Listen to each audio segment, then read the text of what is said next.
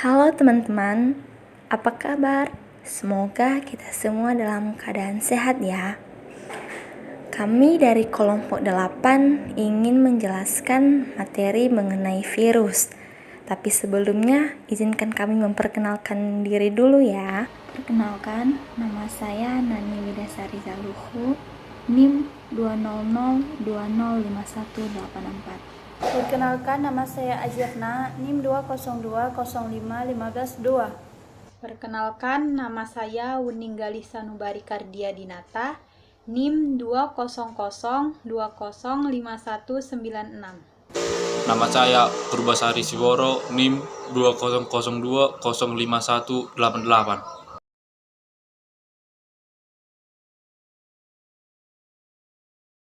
Virus adalah mikroorganisme yang berukuran sangat kecil yang hanya dapat hidup dan memperbanyak diri di dalam sel hidup mikroorganisme lain dan memiliki molekul asam nukleat, DNA atau RNA yang terbungkus dalam lapisan pelindung protein atau kapsid.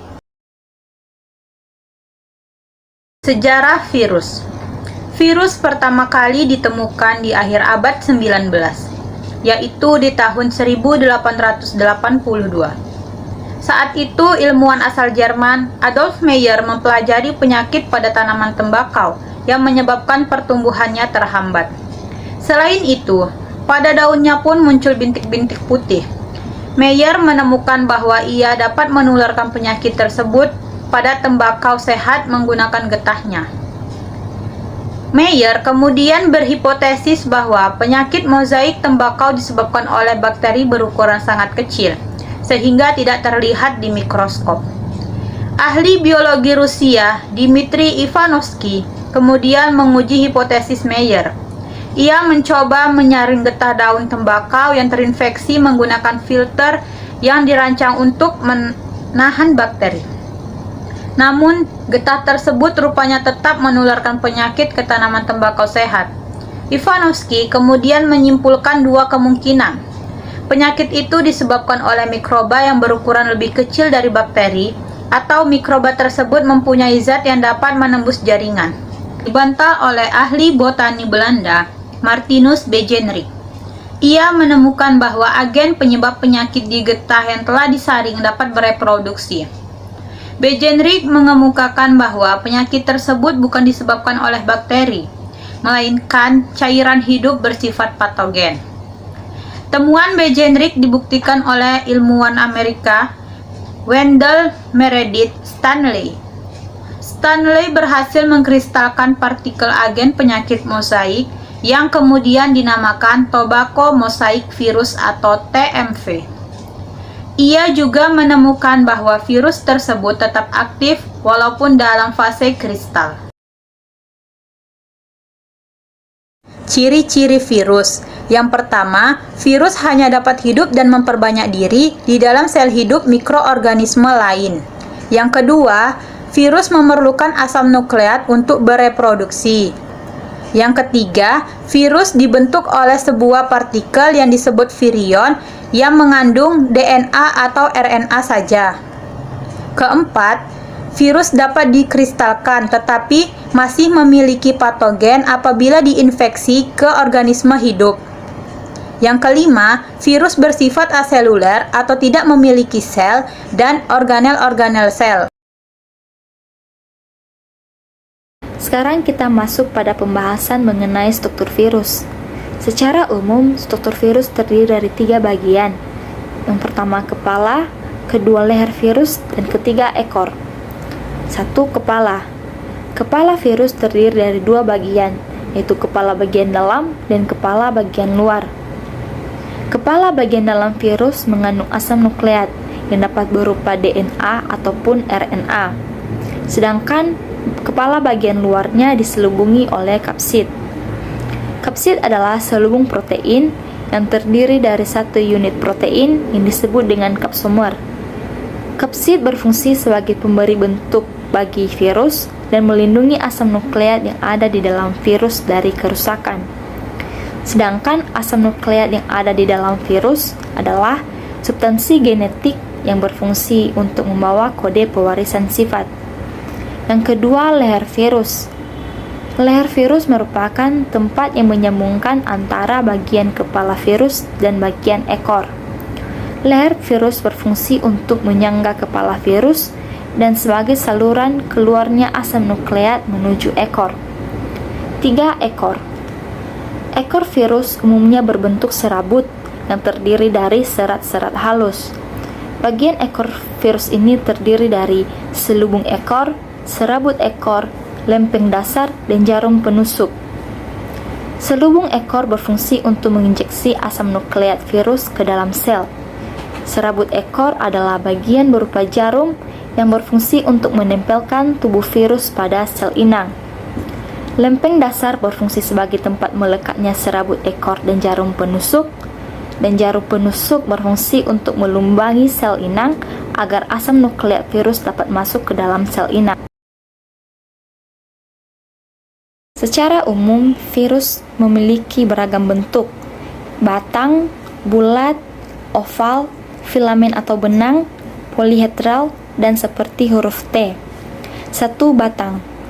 Virus yang berbentuk batang hanya memiliki 2 struktur, yaitu kapsid dan asam nukleat berupa DNA. Virus yang berbentuk batang ini biasanya menyebabkan tobacco mosaic virus atau virus mosaik tembakau. Virus ini adalah virus yang menyebabkan bercak kuning pada daun tembakau dan merupakan virus yang pertama kali ditemukan oleh manusia, tepatnya ditemukan oleh Adolf Meyer. 2. Bulat. Virus yang berbentuk bulat memiliki 2 ciri. Yang pertama, virus bulat telanjang yang hanya memiliki struktur kapsid dan asam nukleat. Yang kedua, virus sampul yang memiliki struktur tambahan.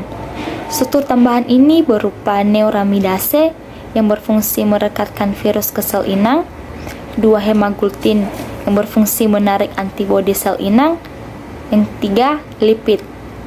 Contoh dari virus ini adalah human immunodeficiency virus atau biasa kita sebut sebagai virus HIV, dan cacar air yang disebabkan oleh virus poxivirus. Yang ketiga, oval. Bentuk tubuh oval dimiliki oleh virus penyebab penyakit rabies, contohnya rhabdovirus. 4. Filamen atau benang. Contoh virus yang berbentuk benang adalah virus Ebola. Virus Ebola awalnya ditemukan pada hewan seperti monyet dan simpase. Virus Ebola ini dapat menyerang sistem imunitas tubuh, menyebabkan gagal organ, dan bahkan dapat menyebabkan kematian. Kelima, polihedral.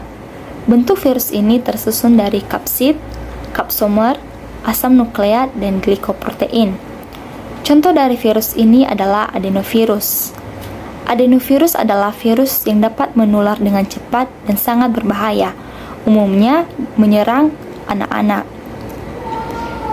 Adenovirus dapat menyerang saluran pernapasan, perut, dan usus manusia. Yang keenam, virus seperti huruf T. Virus jenis ini disebut dengan virus kompleks. Virus berbentuk T biasanya menyebabkan penyakit bakteriofag, yaitu virus yang menyerang bakteri Escherichia coli. Escherichia coli adalah bakteri yang hidup dalam usus manusia yang berfungsi untuk menjaga kesehatan sistem pencernaan. Namun, ada beberapa dari bagian Escherichia coli ini yang dapat berbahaya dalam tubuh manusia. Reproduksi virus. Virus hanya dapat bereproduksi dalam sel hidup atau jaringan hidup lain. Cara reproduksi virus ada 2 macam, diantaranya yaitu melalui daur litik dan daur lisogenik. 1. Daur litik. Daur litik yang dilakukan oleh virus merupakan sebagai berikut. 1. Pertama, virus menempel pada bakteri. Kedua, dinding sel bakteri dilarutkan oleh enzim virus tersebut. DNA virus dimasukkan ke dalam bakteri atau tahap penetrasi. Ketiga, DNA virus mengambil alih tugas DNA bakteri dan menggunakan mubalik bakteri untuk menghasilkan komponen virus seperti virus yang baru berbentuk mengeluarkan enzim lisoimnya untuk menghancurkan dinding sel bakteri. 2. Daur lisogenik. Tidak semua virus yang masuk ke dalam sel makhluk hidup lain langsung mengendurkan dinding sel tersebut dan membuat sel tersebut lisis meskipun menjadi bagian DNA inang, akan tetapi virus tidak langsung mengambil alih metabolisme sel inang. Klarifikasi virus. Berikut adalah pengelompokan virus berdasarkan asam nukleat yang dimilikinya. 1. Ribovirus adalah virus yang asam nukleatnya berupa RNA. 2. Deoxyribovirus adalah virus yang asam nukleatnya berupa DNA. Peran yang merugikan, yaitu pertama poliovirus menyebabkan penyakit polio, yang kedua virus rubella menyebabkan campak Jerman, yang ketiga paramyxovirus pneumonia atipikal menyebabkan penyakit gondong dan campak, yang keempat hepatitis menyebabkan hepatitis, yang kelima adenovirus menginfeksi alat digesti atau usus, alat respirasi, konjungtiva, tumor pada manusia, yang keenam herpes simplex virus menginfeksi mulut, alat kelamin manusia dan tumor rahim pada manusia. Yang ketujuh, papavirus menyebabkan kuntil pada manusia. Peran yang menguntungkan. Yang pertama, membuat antitoksin dengan cara DNA manusia yang mengontrol sintesis antitoksin atau pelawan penyakit disambungkan ke DNA virus. Yang kedua, melemahkan bakteri, misalnya bakteri penyebab penyakit difteri dan bakteri penyebab demam scarlet yang berbahaya, akan berubah sifat menjadi tidak berbahaya jika di dalam DNA-nya tersambung oleh profik. Yang ketiga, memproduksi vaksin. Yang keempat, mempercantik corak dan warna bunga tulip. Virus mosaik menyebabkan tanaman tulip menderita dan mati perlahan, walaupun bunga yang dihasilkan menjadi sangat indah. Sebagai contoh dari virus, kami akan membahas sebuah virus yang sedang melanda dunia, yaitu virus corona. Apa sih virus corona itu? Dan apa saja sih penyebabnya? Jika kalian ingin tahu, tonton videonya sampai habis ya. Pengertian dan sejarah COVID-19. COVID-19 atau corona diambil dari bahasa Latin yang berarti mahkota, sebab bentuk virus corona memiliki paku yang menonjol menyerupai mahkota dan corona matahari. Para ilmuwan pertama kali mengisolasi virus corona pada tahun 1937 yang menyebabkan penyakit bronkitis menular pada unggas. Kemudian pada tahun 1965, dua orang peneliti Tyrrell dan Bino menemukan bukti virus corona pada manusia yang sedang flu biasa melalui kultur organ trakea embrionik yang diperoleh dari saluran pernapasan orang flu tersebut. Selama 7 bulan terakhir, para ilmuwan telah menemukan bahwa virus corona dapat menginfeksi tikus, anjing, kucing, kalkun, kuda, dan ternak. Terkadang hewan ini dapat menularkan virus corona ke manusia. Virus corona bertanggung jawab atas beberapa wabah di seluruh dunia, termasuk pandemi Severe Acute Respiratory Syndrome atau SARS pada tahun 2002 sampai 2003 dan wabah Middle East Respiratory Syndrome MERS di Korea Selatan pada tahun 2015. Baru-baru ini, virus corona baru muncul dan dikenal sebagai COVID-19, memicu wabah di Cina pada Desember 2019 dan merebak di berbagai negara sehingga WHO mendeklarasikannya sebagai pandemi global hingga sekarang. Dan hingga saat ini sudah ditemukan vaksin yang dapat mengurangi penularan COVID-19. Penyebab virus corona atau COVID-19, infeksi virus corona yang disebabkan oleh coronavirus yaitu kelompok virus yang menginfeksi sistem pernapasan.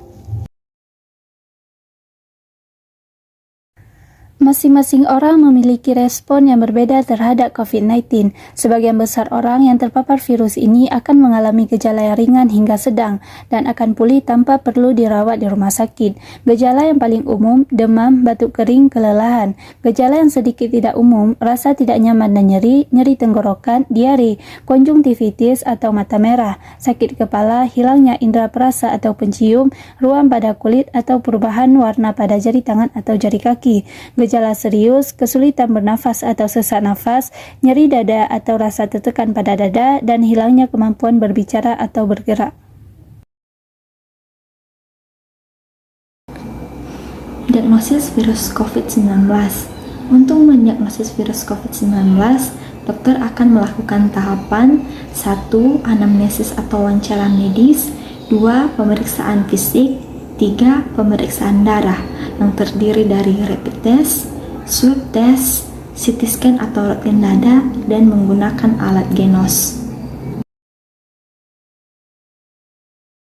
Komplikasi virus COVID-19. Pada kasus yang parah, infeksi virus COVID-19 akan menyebabkan beberapa komplikasi yang serius. Di antaranya adalah 1. Pneumonia atau infeksi paru-paru, 2. Infeksi sekunder pada organ lain, 3. Gagal ginjal, 4. Gangguan jantung, 5. Acute Respiratory Distress Syndrome. Pencegahan virus COVID-19. Saat ini Indonesia sedang melakukan vaksinasi COVID-19 secara berkala kepada masyarakat Indonesia. Meskipun begitu, pencegahan yang paling efektif adalah dengan menghindari faktor-faktor yang menyebabkan Anda terinfeksi virus COVID-19. Seperti, yang pertama, terapkan physical distancing, yaitu menjaga jarak minimal 1 meter dengan orang lain dan tidak keluar rumah jika tidak ada keperluan yang mendesak. Yang kedua, gunakan masker jika beraktivitas di luar rumah atau keramaian. Yang ketiga, rajin mencuci tangan dengan air dan sabun atau menggunakan hand sanitizer yang mengandung alkohol minimal 60%. Yang keempat, jangan menyentuh mata, mulut, hidung sebelum Anda mencuci tangan. Yang kelima, menjaga pola hidup sehat dengan cara mengonsumsi makanan yang bergizi, olahraga yang teratur, dan istirahat yang cukup. Yang keenam, hindari kontak langsung dengan pasien penderita COVID-19. Yang ketujuh, menjaga kebersihan benda-benda yang sering disentuh dan kebersihan lingkungan. Yang kedelapan, tutup mulut dan hidung dengan tisu jika Anda bersin atau batuk. Pengobatan virus COVID-19. Belum ada obat yang benar-benar efektif untuk mengatasi infeksi virus corona atau COVID-19. Pilihan pengobatan akan disesuaikan dengan kondisi pasien dan tingkat keparahannya. Beberapa pasien dengan gejala ringan atau tanpa gejala akan disarankan untuk melakukan protokol isolasi mandiri di rumah sambil tetap melakukan langkah pencegahan penyebaran infeksi virus corona. Selain itu, dokter juga bisa memberikan beberapa langkah untuk meredakan gejalanya dan mencegah penyebaran virus corona, yaitu yang pertama, merujuk penderita COVID-19 yang berat untuk menjalani perawatan dan karantina di rumah sakit rujukan. Yang kedua, memberikan obat pereda demam dan nyeri yang aman dan sesuai kondisi penderita. Yang ketiga, menganjurkan penderita COVID-19 untuk melakukan isolasi mandiri dan istirahat yang cukup. Yang keempat, menganjurkan penderita COVID-19 untuk banyak minum air putih untuk menjaga kadar cairan tubuh. Itu dia penjelasan dari kami, kelompok 8